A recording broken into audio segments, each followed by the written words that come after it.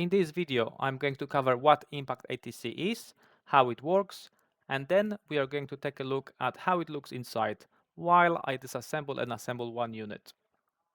ImpactATC allows your machine to automatically change the tools without having to invest in expensive ATC spindle. It works by unscrewing and screwing the spindle nut using just the spindle power. It securely tightens the nut by using an impact mechanism. This allows to generate high tightening torque from a high-speed, low-torque spindle. I am going to start with unscrewing the top dust cover. It has two functions.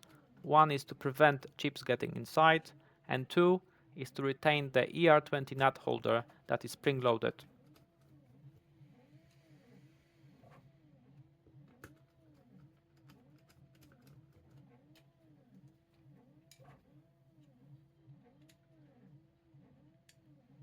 The dust cover is off. Now I remove the nut holder and then the spring underneath.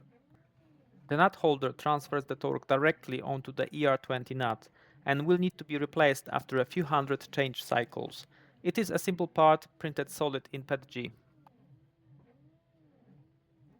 Next, I remove 4 screws that hold the main dust cover and then the cover itself. It is a simple part that keeps everything inside nice and clean.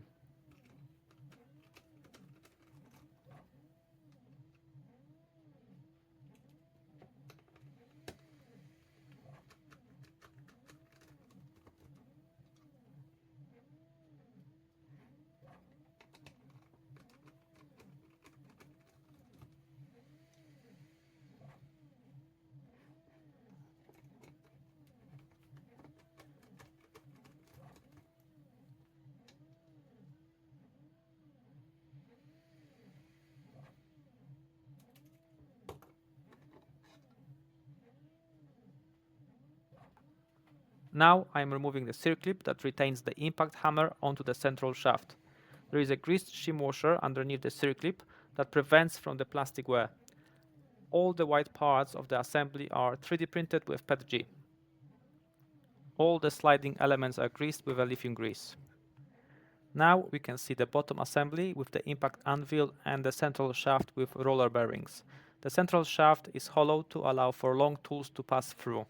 The central part of the anvil has a cam profile for the bearings that depresses the anvil upon impact, allowing the hammer to rotate. The 4 impact elements are machined out of high tensile steel to make sure they withstand repeated impacts. The bottom assembly is retained with another circlip. The part is preloaded by the anvil return spring. To prevent wear on the plastic part from the large spring, there are 2 shim washers at the ends.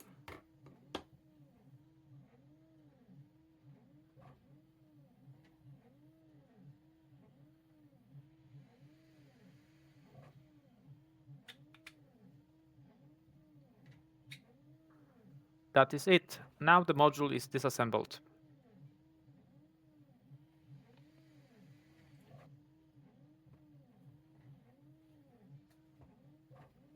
To assemble the module, I simply do all the steps in reverse.